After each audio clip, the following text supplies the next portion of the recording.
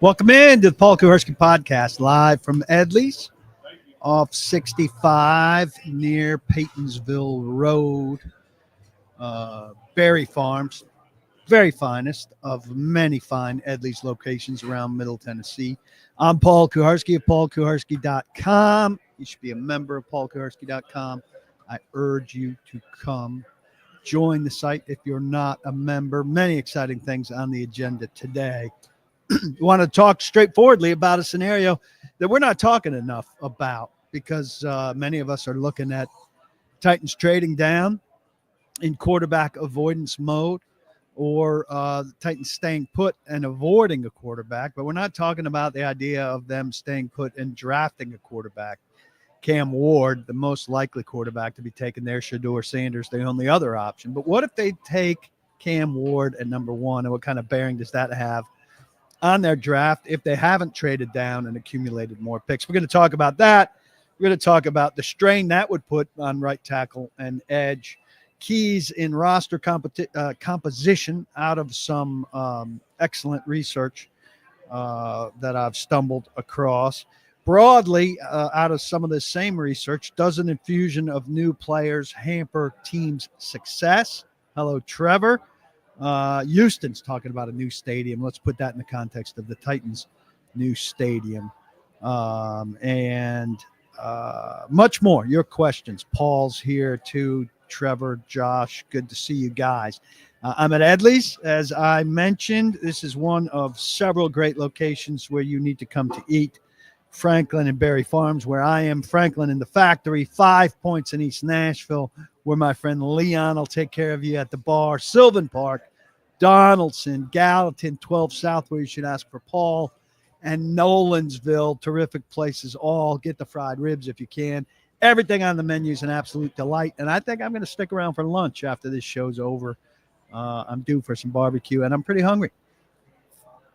I made it through the snowstorm that has closed down Williamson County schools for 2 days because somewhere there's a back road that is preventing somebody from getting out of their driveway to deliver their child to school or preventing a bus from nearing that child's driveway. And so my kid's having a glorious second day of laying around. It's preposterous, but I don't know that I'll ever get used to it, but it continues. My bartender here is eavesdropping on that. Also thinks it's ridiculous, I think. Look, if they take Cam Ward at number one overall, and they should, if the Titans believe that he is the guy who can lead them forward. I don't believe in this idea that you have to have a roster that's ready shaped to bring in a quarterback. The Bills did not have that roster when they brought in Josh Allen. The Bengals did not have that roster when they brought in Joe Burrow. That quarterback helps elevate your roster. He helps make everybody better, and that's a great thing. And you build up around him as best as you can, as fast as you can, but you let him overcome things. The Bengals, we remember, were in a spot where they were choosing between Jamar Chase and Penei Sewell, and they chose Jamar Chase instead of protection, the weapon to throw to as opposed to the protection. That turned out pretty well for them. They haven't had the best offensive line during his time there, and he's gotten hurt a couple times, but God knows their offense is pretty potent. Here's the thing. If you draft that guy, you're expecting him to elevate your team and be a key to everything. So let's give the Titans the benefit of the doubt for a moment here, which I'm not big on doing at this stage of where they are as a franchise. If they decide that Cam Ward is their guy, they bring him in. Now, they will have had to have done some work in free agency at other positions, and maybe with probably with a veteran quarterback as well to supplement the roster. But that means at best you're getting a right tackle in the second round, and then you're not addressing edge until the fourth, and what you were able to do in free agency. And potentially, if you're taking an edge in the second round, you will have done something in free agency at right tackle, and you're not addressing right tackle until the fourth round, conceivably. Let's take that scenario. Let's take the idea that they, would find an edge irresistible in the second round, and they wouldn't get back to edge. Now, ideally, they're trading down in the second round. You could trade 35 conceivably for 2 lower second round picks and be able to touch on both. But look at unrestricted free agents who played a reasonable amount of snaps last year at right tackle. Morgan Moses with the Jets is going to be 34 years old, and he was 52nd in Pro Football Focus's ratings. Not the end-all and be-all by any means, but significant. You've got to score these offensive linemen in some way, shape, or form. I do lean on them, PFF, a little bit more for offensive linemen. Trent Brown of the Bengals, he did not play significantly. He'll be 32 when the season starts. He played 3 games and was on IR with a knee. Mekhi Becton of the Eagles is listed as a right tackle. He's going to be 26. He sounds great. He was the 20th rated guard with a great score, 70.7 at PFF. Now you want to bring him in to play guard? You take him as guard, but he was a failure at tackle with the Jets, and then came in and played good guard for Philadelphia, one of the best offensive line settings in the league. Under Southland, one of the best position coaches in the league. You get very quickly to Kelvin Beachum, who's going to be 36 with the Cardinals. And very quickly, I've listed 1, 2, 3, 4 guys. 3 of them played significant snaps, and then guess who starts popping up on the list? Kendall Lamb, been there, done that. David Quessenberry, been there, done that. And then a bunch of guys who played 22% or less of this, or fewer of the snaps, which says they were backups or they were hurt. Trenton Scott of Washington, Storm Norton of Atlanta, Matt Pert of Denver, P-Rat, did I write it down wrong? LaRaven Clark of Philadelphia didn't play at all. Chris Hubbard, another been there, done that guy with the Jets. Jermaine Afidi of Cleveland. You say, Cleveland guy. 46%. Ranked by Pro Football Focus 1 spot ahead of Nicholas Petit-Frere. I mean, it's a garbage list. Garbage list. So you're back to a second-round tackle at best, or which is, maybe Josh Connerly, or a fourth-round tackle that I was a proponent of here last week, Logan Brown from Kansas. Not an auto solution for sure, though I'd love for there to be one in the fourth. And again, you're in a situation, if you're taking that quarterback number 1, and man, you're desperate to trade down from 35. And you'd wish that 35 was 32, because somebody's always antsy at the top of the second round, and you sure hope that somebody will take 35 as opposed to, or even if somebody's already dealt 32, 33, 34, 33, 34, that you can deal 35. We'll get into your questions onto those. I'm not saying Tall Texan, saying Ward is not close to either of those. I don't know who either of those are. I presume you're saying Tall Texan. I presume you're referring to Hunter and Carter, and I agree. But Titans could like him and could say, not going to be up here often. We've got to go get our quarterback. And if they like him enough, it's not outrageous to make that move, as I've documented. Very few quarterback needy teams have had the number 1 pick and passed on quarterback. In the last 25 years, only 7 times has a quarterback not gone number 1. If you take quarterback at 1, does that mean Levis is the backup, or do they carry 3 with the vet? I mean, I think you've got to consider a vet depending on what's there. When I was talking Burrow and Allen, I mean, I think you could find, I don't have a list in front of me. When I was talking Burrow and Allen, I mean, how many quarterbacks have come into perfect situations? How many good quarterbacks? Mahomes was into a pretty good situation. But most quarterbacks who are drafted high, not just one, but high, are coming into bad situations. It's part of the job when you get drafted in the NFL. You're getting drafted top 10. You're getting drafted top 5. The idea that you have to assemble the roster first and then draft the quarterback, little bit silly. If he is, in fact, the guy, you can bring him into a team and he can grow while you grow the team around him. Give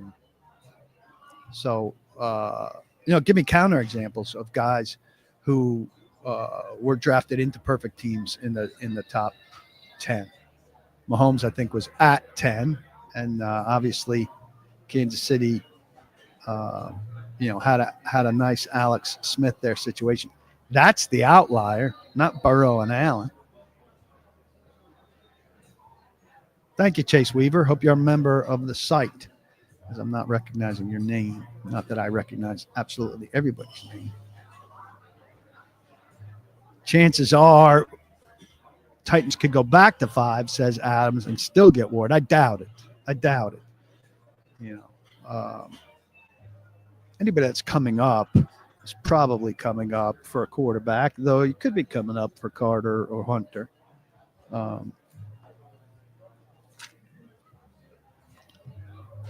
If they plan on taking Ward, do they spend heavier or lighter this year in free A? I think it's, Dwayne, really about who the values are in free agency, and where the values are in free agency. I mean, do you like Trey Smith? And how much do you think a guard's worth? I don't have that big a problem of them spending in free agency. Or how do you feel about age? How old's Matthew Judon? Falcons have had a hell of a time. They're one of the worst pass rushing teams. They're the worst pass rushing team in the last 25 years in the league, say. Well, he's getting older. How much would you spend on a guy like that? Or are they even interested in a guy like that? Josh Sweat's going to be overpriced. And his production and Harold Landry's production have been similar, I think. Or he's like Arden Key, maybe in terms of sack production, but he certainly looks more explosive. I mean, I think the list of guys that are available in terms of edge rushers, I don't have ages in front of me, but a guy like Joe Tryon Shoyinka from Green Bay, that's a guy that can rush the passer. He's not going to break the bank. He played about 50% of the snaps last year for the Buccaneers. I haven't looked closely at all of these guys yet, but I think there are people. Derek Barnett, he's bounced around a lot. He played 35% for Houston last year. I think a lot of us have been wondering why they haven't looked at a guy like that as pass rush needy as they've been. I saw ESPN put Malcolm Kuntz, who was out last year, hurt, but is an upside guy going into his 5th year, I think, from the Raiders. He's an interesting guy who's not going to break the bank. But in terms of breaking the bank, I mean, it'd be great if they could scratch one of these needs off of their list in free agency. I think the only one you could really scratch off the list is wide receiver if you could get T. Higgins. I'm not in love with T. Higgins, but he is young. He was productive. He is a Callahan guy, but he's probably getting tagged. And if he's not getting tagged, he's one huge prize out there. It's going to cost a fortune. And if he's going to cost a fortune, I don't know that they're going to spend a fortune on a wide receiver a year after spending a pretty good price on Ridley, and still have 2 guys who are second or third contract guys, as opposed to having a young guy. What's the truth to the Stafford to the Titans rumors that have been all over online. I haven't seen that many of those. I would think Stafford would like to land in a more competitive situation. He's been beat up lately. I think he's a very good quarterback, but I've basically come down into a place where I'm not in favor of the Titans giving up picks for short-term solutions. And I imagine that is where they generally are based on their overall philosophy. I mean, Chase is throwing out stuff like this, trade with the Giants and still get Ward. I mean, you think the Giants are trading up and not taking a quarterback? I think they were getting a little crazy there. If the Giants are trading up, the Giants are trading up for a quarterback. If the Jets are trading up, the Jets are trading up for a quarterback. If Cleveland's trading up, they're trading up for a quarterback. Is Higgins an upgrade from Ridley? I mean, Higgins is a better player than Ridley, I think. But even if he's not, even if I think he definitely is. But you don't have to have like a clear one and a clear two the way everybody talks. That's talking like fantasy football drafts.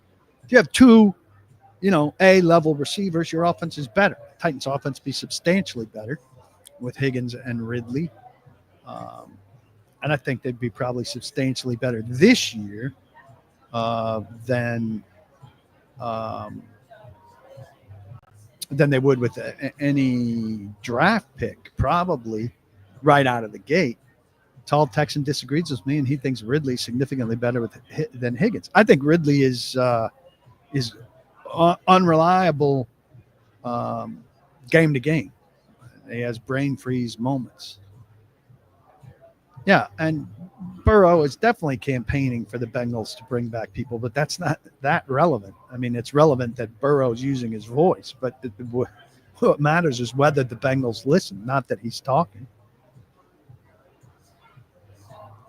Radens is not. I mean, Adam, you can want Radens to play right tackle as much as you want. If they didn't play him at right tackle last year, they're not playing him at right tackle next year.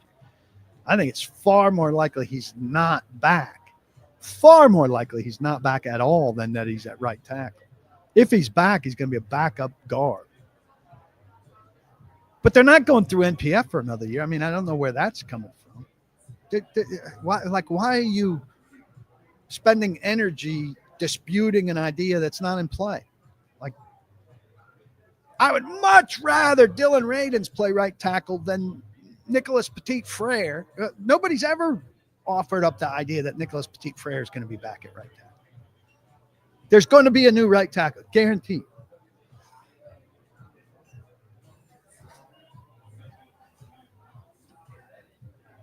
I also don't understand like how many of you are saying trade down and get Ward. Like if they're trading down because they don't want Ward. If they want Ward, they're taking him number one. Aren't there a good share of you that agree with that? Like you have the number one pick. So if Ward is who you want, you don't fuck around and find out. You take them. Fuck around and find out if you're not taking the quarterback.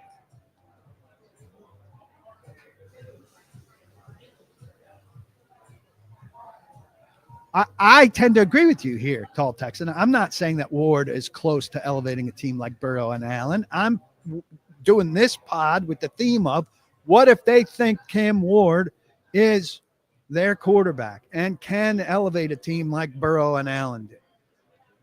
All right. And look, we can all be fairly certain about things, but stuff happens, right? People didn't expect Patrick Mahomes to do what he did, and people did expect Trevor Lawrence to do far more than what he did. So it's not like we know exactly what's going to happen. That's silly. We can't talk on February 20th like we know exactly what's going to happen. We don't know what's going to happen. We have strong feelings at this time of year that often don't pan out to be what we expect them to be. And what we do is we set fans and the draft analytics community set standards for what teams should do. Then we judge the teams against those standards. Then none of it means shit as we see how everything actually plays out. That's how it works.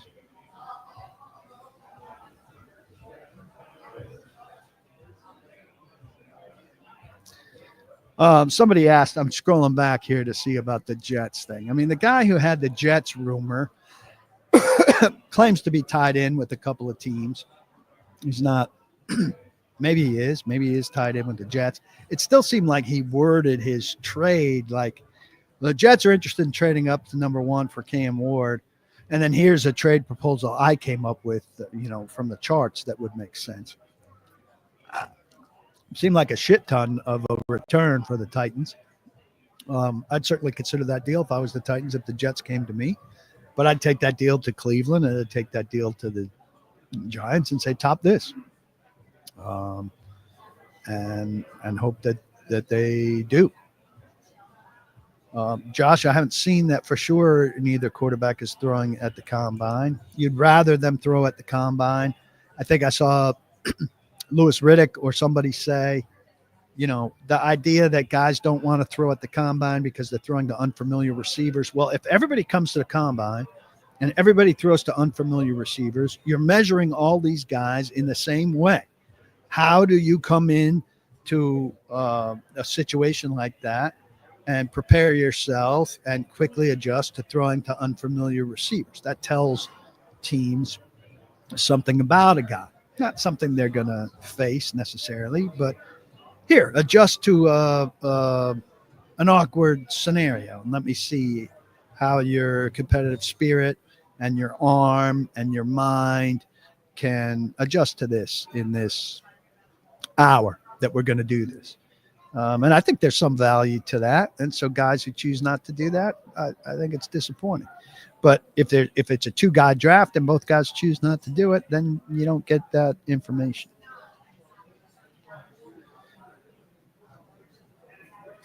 Focus just had an awesome trade down scenario. He traded from 1 to 3. So this is with the Giants. Got a second and next year's second. Then he traded from 3rd to 5th and got another second and then still got Cam. Yeah, well, that's why these draft machines, these draft simulation things are there to keep you engaged. I wrote a piece about this a couple of weeks ago that's worth looking at, like how realistic are the trades that they offer you based on how they come out on multiple trade charts. And, Nick Suss was saying this morning, Thursday morning on a football show with Braden Gall. He said, I don't know which one he was using, but that it's got the Titans as needing a cornerback, which they don't, so that when you give them Travis Hunter, it gives you a high grade because it likes the idea of fueling its thing where Travis Hunter goes off the board early, which I think there's something to that. Well, the Titans, if you gave them Travis Hunter, when you actually wrote down their 4 top needs, which are clearly quarterback, right tackle, edge rusher, and receiver, you would then punish their score for giving them Travis Hunter. So they don't want that formulaically. It made sense, his argument. So good to see so many of you here. Thanks for coming. I'm Paul Kuharsky of paulkuharsky.com. You should be a member of my site. It's a steal. And I encourage you to come sign up. It's really an easy thing to do. And for $7.50 a month or $81 a year, if you email me personally, I'll give you a month off of either of those. You can hit me at pkuharsky@gmail.com. pkuharsky@gmail.com. I also need you to eat at EDLEY'S restaurants, which are spread throughout Middle Tennessee area, where it's the best barbecue in Middle Tennessee. I'm especially a fan of the fried ribs. I'm also brought to you by Zen Sports, the best place to bet if you're in Tennessee. I'll tell you a little bit about them, a little bit more about them later, but you got to get that app on your phone, signed up there, make your bets there. Got a bet for you from producer extraordinaire JT Runke coming up. Runke coming up in just a moment. I just hit on the Jets there. Armand.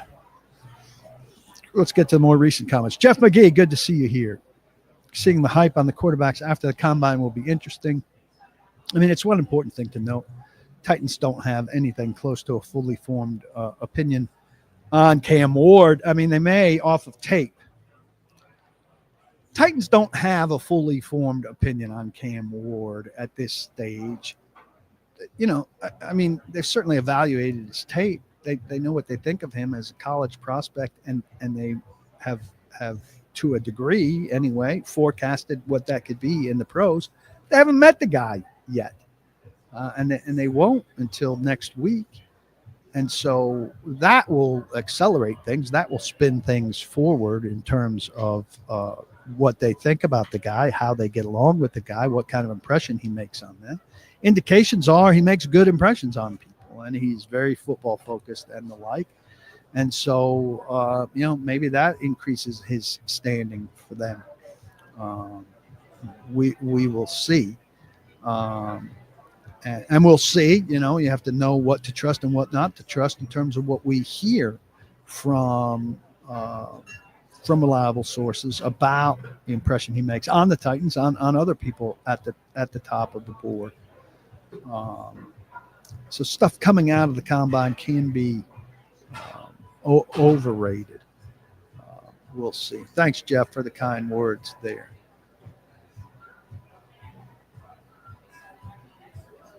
Which famous mock drafter, Yates, Jeremiah, Kuiper, etc., do I take the most seriously? I'm not really into mock drafting.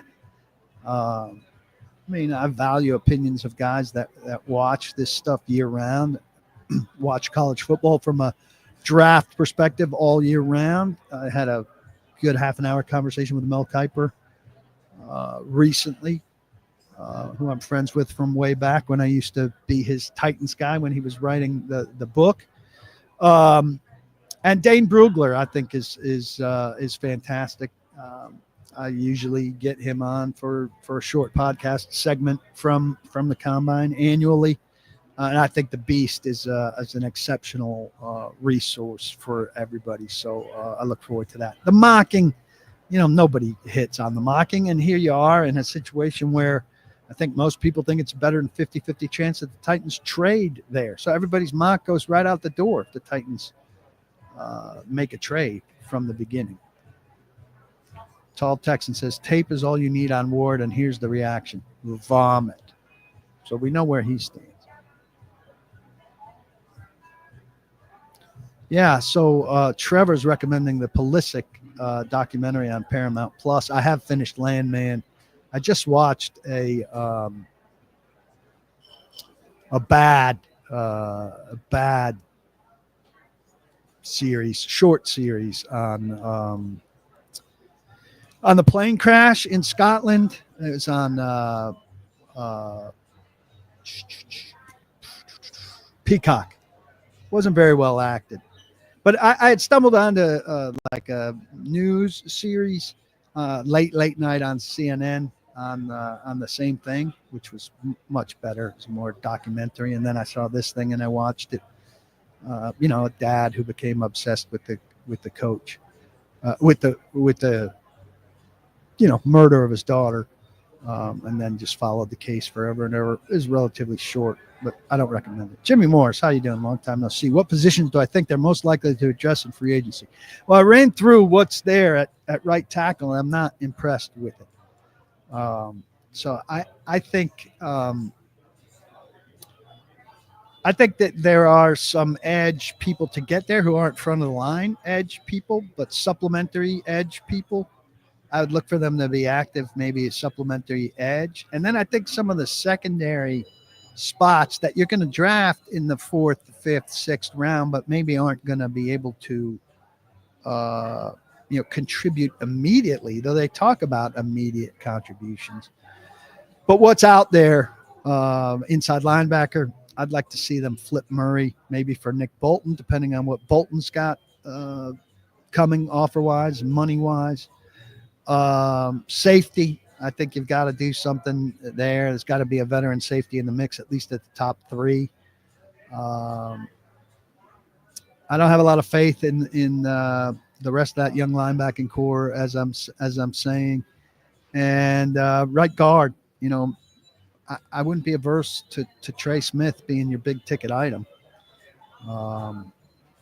there. But I think Radens, I won't be surprised if Radens isn't on the roster. I think somebody else is going to see Radens and look and say, hey, this is starting right guard who had,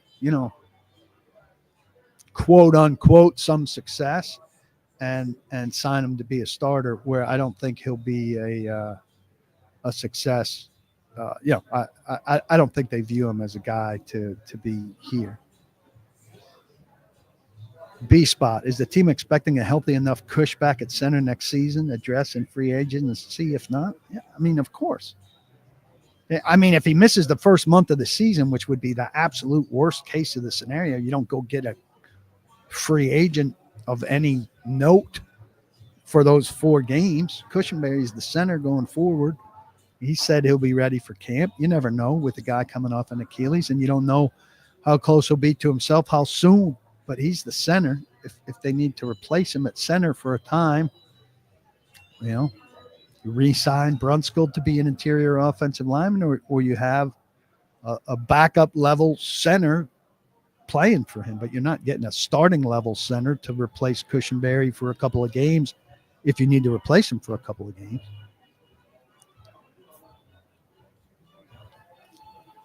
All right, let me share something else here. I was looking at this. I found it pretty interesting. Now, I mean, this is going to apply to the Titans for sure. And it didn't print well. At Draft Metrics is a good site, and he sent out a big report with all kinds of stuff about season-ending rosters. Season-ending rosters are not the greatest picture of how a team looks because you're replacing for injuries and you've got some street free agents on your roster and the like. Nevertheless, it's what he had to work with, and it's what the using it across the league. So it's a fair picture of everybody. Teams with the highest percentage of new players on their roster, so players who weren't on their roster the season before. Highest percentage, Commanders 64%. So I mean, that's just a remarkable turnaround they had in their first year with Dan Quinn, with Adam Peters, with Jaden Daniels, who's obviously the biggest key to that. Panthers were second at 53%, Titans third at 50%, Chargers 45%, Giants 44%. So you've got 2 outliers there in the Commanders and the Chargers. I outlined the Commanders' newness, and certainly the Chargers with a very strong-willed new coach in Harbaugh. Those are the exceptions. We see in the other 3 bad teams, Panthers, Titans, Giants, with heavy turnover. The ones with the least turnover, and the percentage is cut off here, unfortunately, Ravens, Chiefs, Packers, Colts, Bucks. Well, Ravens, Chiefs, Packers, Bucks, 4 out of 5 playoff teams. The Colts oversatisfied with their roster, right? Re-sign their own guys, don't make a lot of change. It's why they suck. It's because they think they're a lot better than they are. So I think that's telling. You need some stability in your roster to have success year after year. And the Titans, again, aren't going to have that because you need to turn over your roster when you're as bad as they are. They also had a lot of guys on one-year deals, who are more fill-in types. So I thought those were interesting numbers. Titans, 50% turnover. The year before, it was in the high 40s. And it's going to be around there again. And most teams have guys who are around longer than Harold Landry, who's the elder statesman on this team, is around since 2018. So that's something to keep an eye on. Please retweet this if you're watching on Twitter right now. If you're watching on YouTube, give me a thumbs up, subscribe, and all of that. Also, I know you may be listening on Apple, Spotify, iHeart. Please like, rate, review, and all of that. I appreciate all of your help for the cause. And I can't urge you strongly enough to become a member of PaulKuharsky.com. Zen Sports is a longtime sponsor of this podcast. Any customer that signs up with the code TNPaul will earn 500 bonus entries into the February VIP Players Courtside Club Sweepstakes. And what that is, every week, the customer with the most accrued weekly sweepstakes entries earns a $250 bonus bet.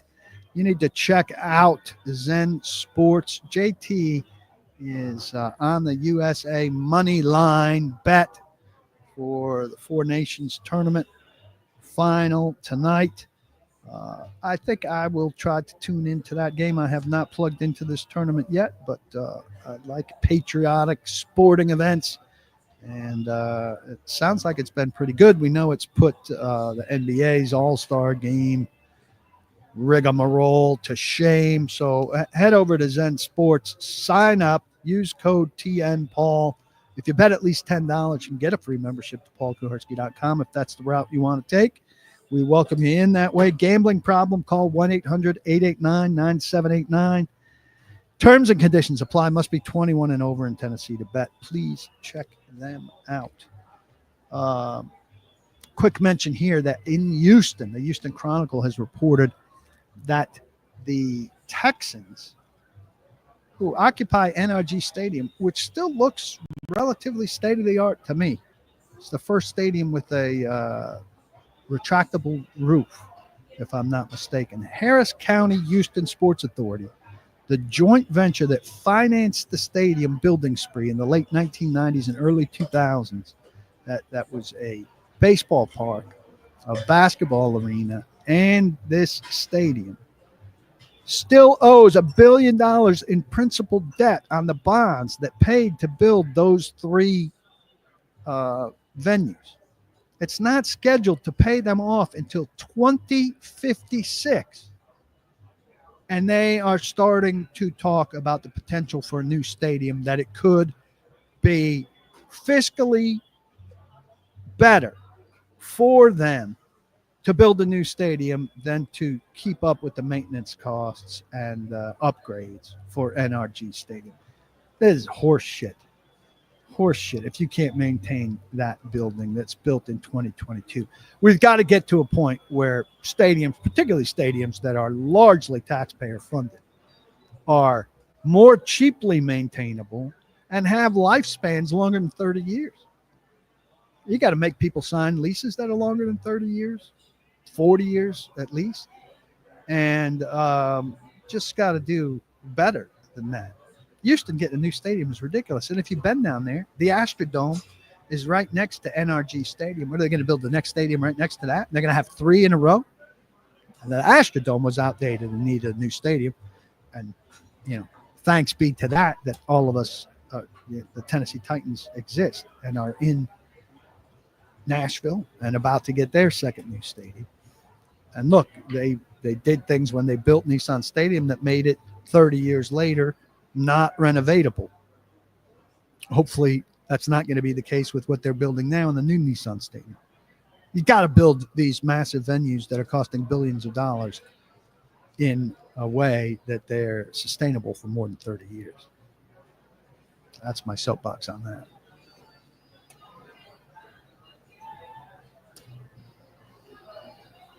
Well, MB says they have to stop building stadiums that look like spaceships and then demanding cities to pay for them. If they look like spaceships, it doesn't matter to me if you have a good fan experience in them. But yeah, the taxpayer thing is ridiculous. Say what you will about Stan Kroenke, he paid for his building.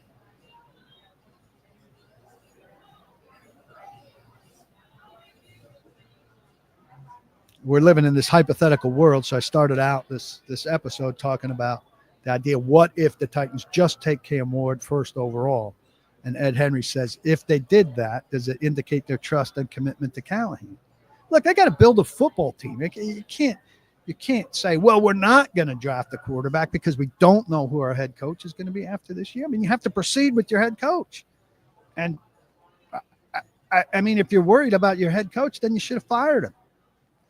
So I don't know what it indicates about Callahan. It indicates you have a head coach who you expect could coach a quarterback well. And if he doesn't coach the quarterback well, then you find another coach who you think can coach the quarterback well. But I don't think you make a decision on Cam Ward if you like him based on what you feel about Callahan. I mean, maybe they do because they're such a bad organization. But that'd be a foolish way to operate. Is it true that Sancho is my favorite Chelsea player? It is absolutely not true. I mean, it's hard not to love Cole Palmer, but I love Reece James when he can get his ass out there. In any other year, is Abdul Carter all that people are making him out to be? Well, yeah, I think he is. I mean, if there were more, what you're saying is if there were more better players in the draft, would this really good player be so highly rated? If there were more better players who were rated ahead of him, he'd be rated a little bit less highly, potentially, if they were rated ahead of him. So would this really good player be regarded as highly if there were more really good players at the top of the draft? That's the question you're asking. Yeah, the answer is no. But this is the class that there is, and amongst his peers, he rates really, really highly. That's not his fault. There aren't more better players at the top of this draft. So he gets the context that he gets, none of which he controls. Dropping my pen. I'm going to Vanderbilt women's game, women's hoop on Sunday with my son. Probably try to weasel out of it since I got him to make the commitment to see Michaela Blakes against South Carolina. She went to Rutgers Prep in Somerset, New Jersey. I went to Rutgers Prep in Somerset, New Jersey. Two of the biggest alumni from one high school in the same building. It's a very exciting development.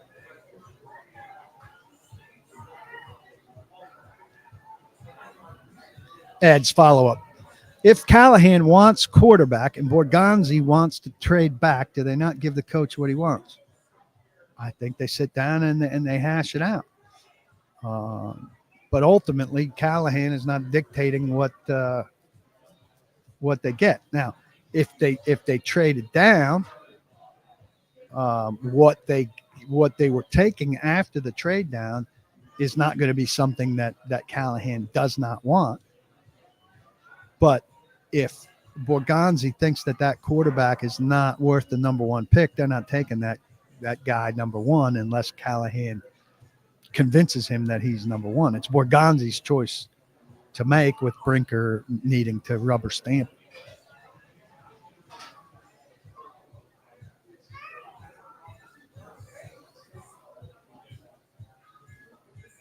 I want to give you one more look at some of this research I was talking about.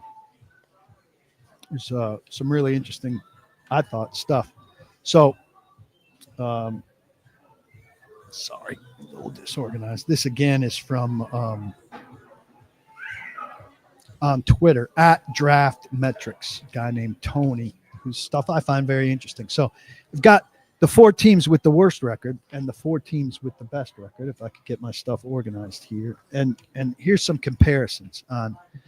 So homegrown, the percentage of their roster last year that was homegrown. Eagles were 62%, best team in the league versus worst team in the league. Eagles were 62%, Titans were 55%.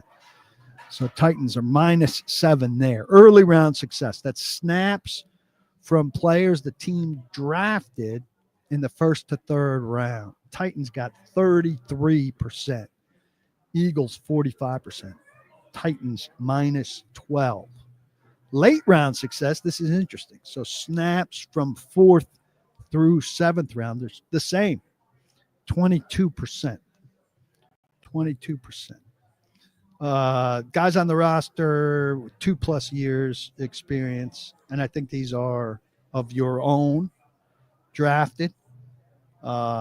Eagles 68%, Titans 51%. That's minus 17. 3+ years, Titans 29%, 26% off of the Eagles. That's ridiculous difference right there.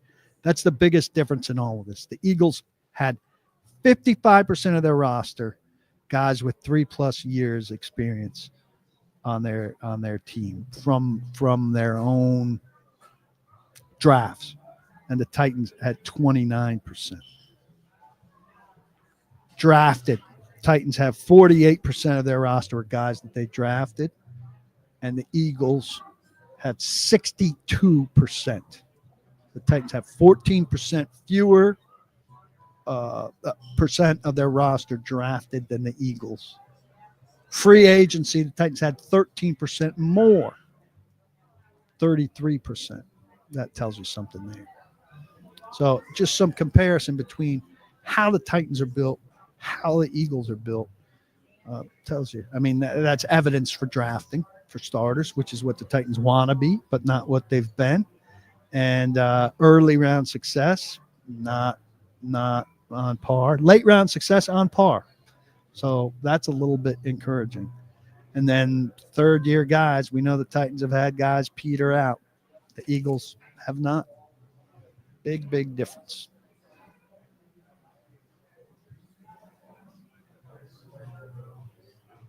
And there, Tall Texan said, you just explained why John Robinson and Rand were fired. Well, we haven't seen Rand's guys in their third year yet. But yes.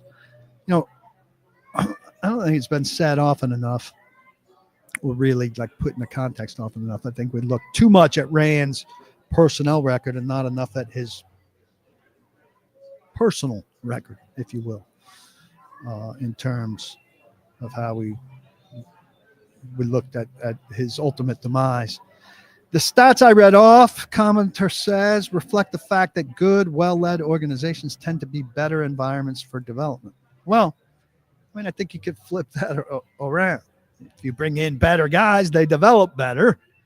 That's one way to look at it. Or you're looking at it like a good environment tends to be a better place to develop. I mean, you can go back and forth on that. I think it's part one and part the other.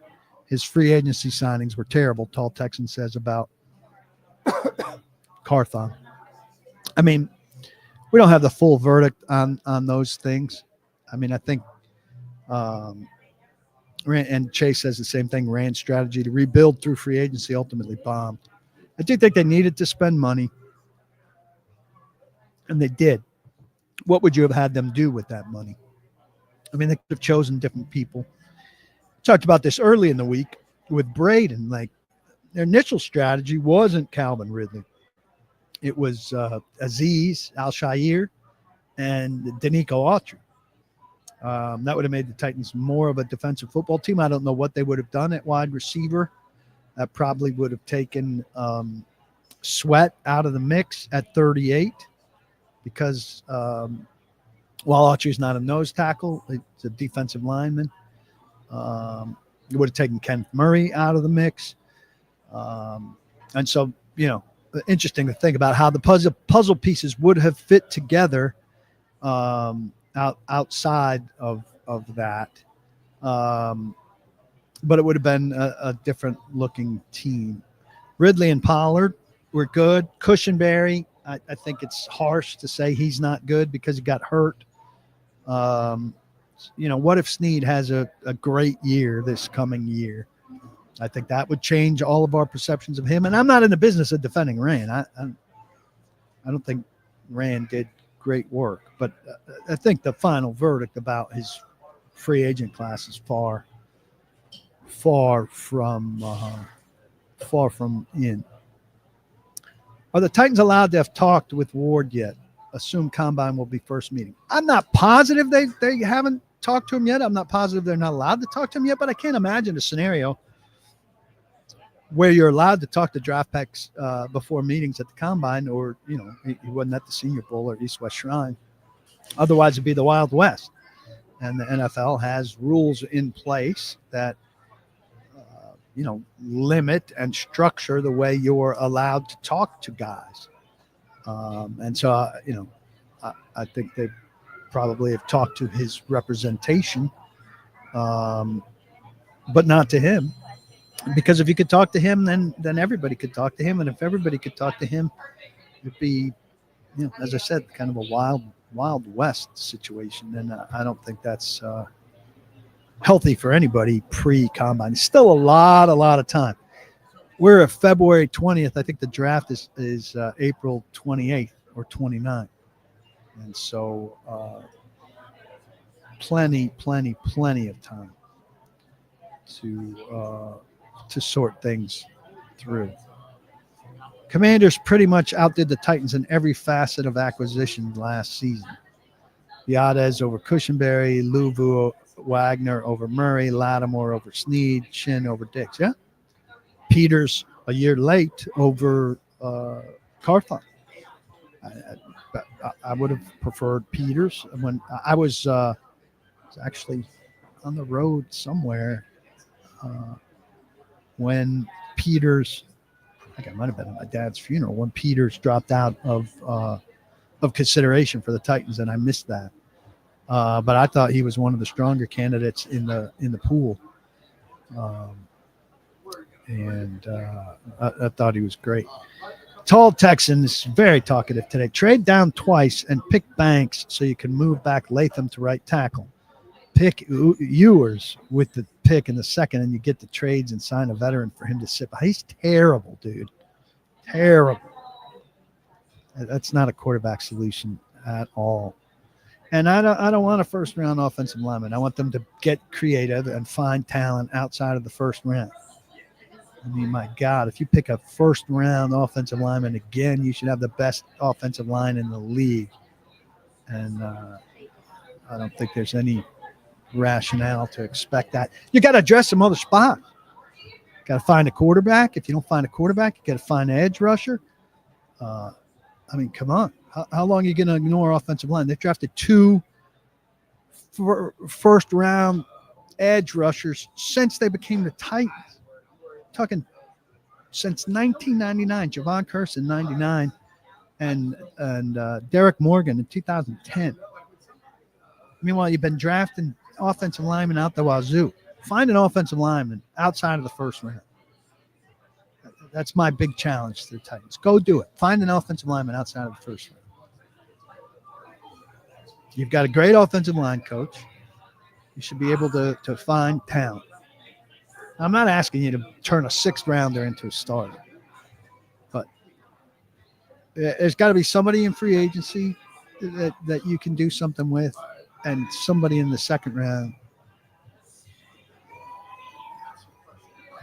somebody somewhere. Yeah, I would agree with Adam here. Ewers, I'd rather stick with Levis. Yeah. Jason asked, does the evaluation process change at all if they trade down? Or is the process the process? Process is the process, regardless of how many picks they have. They're evaluating everybody. They put them up on a board, and then you get the picks you get, and you – I mean, the thing that change, and it doesn't change the evaluation process. It changes the needs is what you do in free agency. And maybe your board changes how you approach free agency. Like, wow, this board is really thin at whatever, quarterback. This board's really thin at quarterback. We need to find somebody who can play quarterback for the next year and a half in the free agent pool. Tall Texan says you trade down twice to get players to fill the 15 spots that they lack. The idea that you're going to get 8 guys to play significant roles out of one draft. I mean, how many top 100 picks are they going to get in this draft? They've got 2. They came out with 4. That'd be really impressive. 5 would be, outstanding. And then out of those 5, if 4 of them are starting for you, that'd be pretty good. That's 4, not 8. That's half of what you're talking about, even if you're exaggerating. That's 8. 8 is half of the 15 that you're talking about.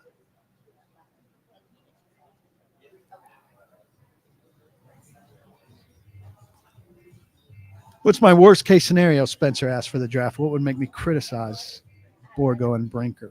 I mean, I'm not wild about another offensive lineman in the first round, but I'm sure they'd have a rationale for it. And I need to see what they do in free agency before we stack stuff up here. And I don't cast myself as a draft expert by any means. So, I tend to reserve judgment on these things. But, you got to take a premium spot. They have to address a premium spot. Right tackle is a very important spot, and it needs to be solved, but it's not a premium spot. Right? Quarterback's the premium spot. Pass rushing is premium thing. Wide receiver with the ball in his hands. There are positions that are more important. We got to address the more important positions. What else we got? Got a couple minutes more. Spencer asks, what position group can you punt for a year? Wide receiver or edge? Feels like one will have to be. I mean, I don't think you can punt edge. It's going to be hard to punt wide receiver, but wide receiver is the position that always gets the shaft in Nashville. So, got to re-sign NWI. I mean, you can't punt it to the degree that you don't re-sign NWI. I don't believe in any of the big-time free agents. They're all old and injured, outside of maybe Higgins, and I can't see them going where you'd have to go to sign Higgins. If they tag him, I certainly can't see you trading for a tagged guy and then giving him the deal that he needs. I agree with Trevor here. People are going to lose it when a team that talked about being really selective in free agency doesn't do anything early or doesn't do anything big. I think Levis had a lot to do with ruining Levis's career more than right tackle. Good quarterbacks are allowed to deal with bad offensive lines. They really are. See them do it all over the league. So I think, going back to what you could punt on, wide receiver, I think you can fill in some with free agency. I wrote this week, kind of the case against Godwin and Diggs and Cooper and Allen. But I think there are a couple guys who could help you, like Demarcus Robinson, not flashy. He doesn't miss games. He makes big plays, but he's not a high-volume guy. Josh Palmer. Also, average targeted air yards, 15.2. Ridley was 15.3. He's a number 3 guy, but, can't go into the season counting big on Bryce Oliver. That's a very Titan-esque move. And they got to get away from that Titan-esque move. And they punted on, they didn't punt on receiver last year. They had Calvin Ridley, but they could have done more. They should have done more last year. And they need to do more this year. They got more. I mean, we all know it. They've got more needs than they can address out of one offseason. We said that last year. Can't fix it all at once. It's going to take 2 drafts, 2 offseasons. Now we're in the second offseason. We're saying the same thing. So we said last year, this is more than they can do in one offseason. And I thought, well, this second offseason would be them kind of fixing a depleted roster. And now here we are and saying, can't do it all in one offseason. It's going to take 2. So that will be now 3 off seasons of work that they will have needed to fix a depleted and diminished roster. If we're here on February 20th, 2026, saying something like that, I mean, you really got a diseased thing going on. You already have a disease thing going on. But come on.